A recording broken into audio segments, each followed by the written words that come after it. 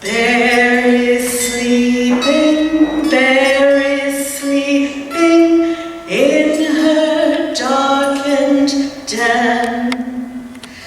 She is very dangerous, so we must be cautious, for we never, ever, ever know if we are safe.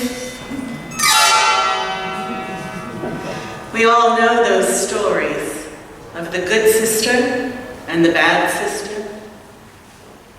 The good sister who is always beautiful, hardworking, kind, obedient, generous, loved by all who know her, except her stepmother, or perhaps her own mother.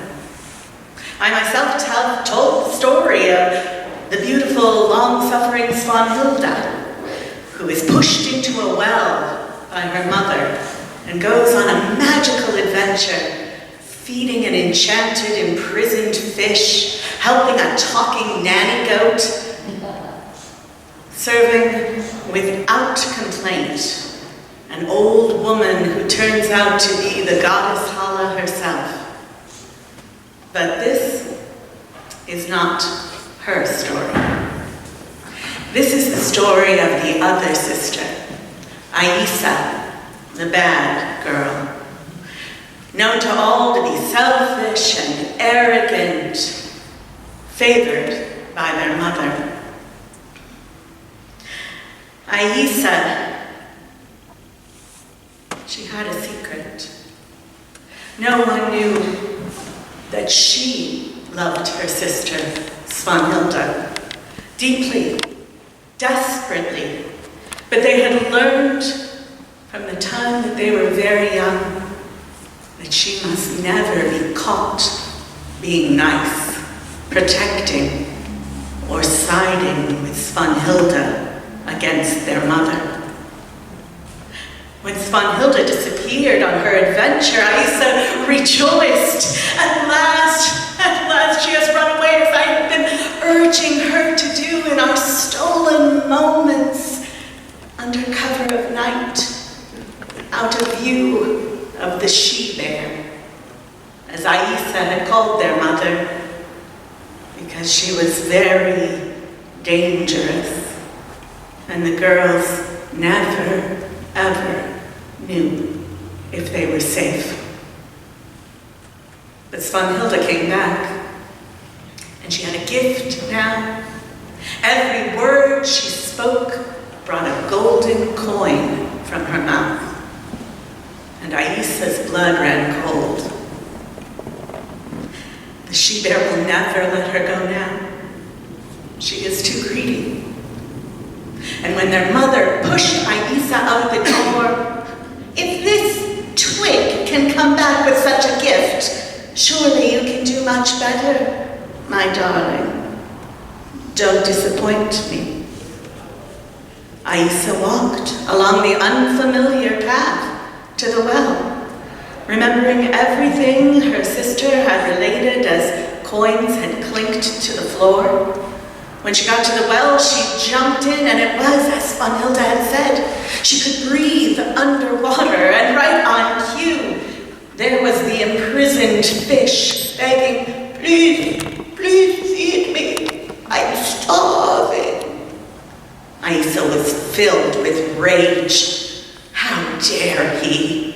She swam to the wall of the well and dug out a stone and threw it with all her might at the fish. And sure enough, it slipped its bonds and swam away scowling, if a fish can be said to scowl. "You should thank me. You're no longer imprisoned." Maybe gullible Svanhilda would fall for your tricks, but not Aisa. And she swam further, came out of the well, and started to look around for that talking nanny goat in desperate need of milking. "Help me!" There she was. Oh, her others did look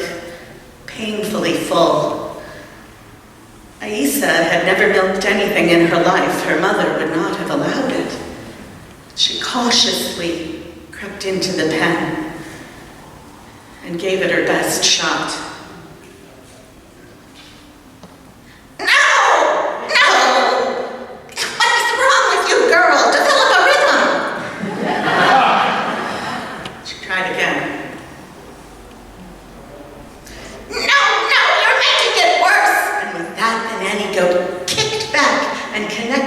With Aissa's knee. She gave a great push and knocked the nanny goat back.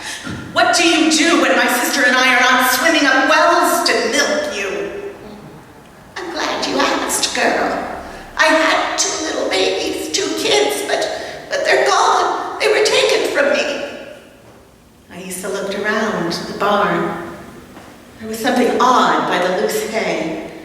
She brushed it away and, yes, a perfect square with a handle. She lifted the trapdoor and looked down inside in the darkness. Were those baby goats crying? Whoa! She felt a sharp shove on her backside and was falling deep into the darkness. Above her, the trapdoor swung shut with a clang. When her eyes had adjusted to the very dim light, she could just make out a wooden cage in the corner. Oh yes, baby goats in there. She lifted the latch as one nibbled at her fingers and let them out as they started to chew on her dress. There must be another way out, kids. The way in is not an option. And she looked around and around but could not see another door. And she found a shovel. She began to dig her way under the wall, and the kids were no help, jumping on her shoulder, nibbling on her hem, nibbling on her ears, nibbling her hair till it was snarled and munched to within an inch of her scalp. When at last she had a hole big enough for the 3 of them to wiggle through, her hands were blistered, her face and body filthy, and she couldn't tell where the sweat left off and the goat slobber began. She wrapped those kids in her own coat and wiggled her way through the hole, and there was their mother pawing impatiently at the ground on the other side. It's about time!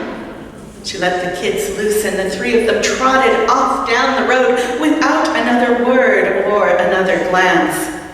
You're welcome! She turned, and there she met the eyes of a very old woman. You're different, girl. For one thing, you're filthy. Your hands, your face, your feet. And apparently someone cared enough to dress you in finery once. But it certainly is a mess now. And what do you call that you've done with your hair? Aissa straightened. She did not answer. Oh, very well. Come with me. I have laundry for you to start with. Must we go on with this charade? Mother, I do not think you really need my help with your laundry. And I do already know who you are. Could you teach me instead? Teach me spells, magic, protections for me and my sister? Give me a gift that would frighten the one who needs to be frightened. If you want me to, I will work for you. I'll tend your house, your fields. Please, could you teach me? Well, aren't you bold? Okay. I'll keep you as my slave for a year and a day, and if you survive, and believe me, that is a very big if, I will teach you for a year and a day. But that's too long. My sister, she needs my protection. Sooner than that. Well, perhaps you should have thought of that before you asked. Very well, my duck. Time runs differently here in my land. I can keep you for your work and your training, and send you back with a gift the very day you left, if you survive. And that began Aisa's greatest adventure. Perhaps I'll tell you about that someday, but when she was done, she had spells and protection enough for her and her sister. And uncharacteristically, Mother Holle gave her a big hug and gruffly said, "What do you want for your gift?" My mother is most frightened of snakes and toads. "They're yours," said Mother Holle, touching her mouth. "And though you did not ask, I will give you and your sister the gift of being able to stop and start your gifts at will. Be gone." And she pushed the girl into the well.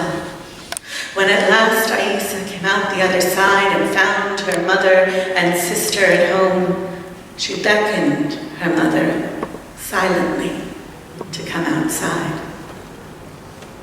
And when she returned, she was alone. The girls set up house together and lived very, very well.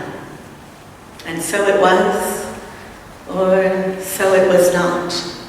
But I hope if you remember my story, you will remember that no girl is all good, and no girl is all bad.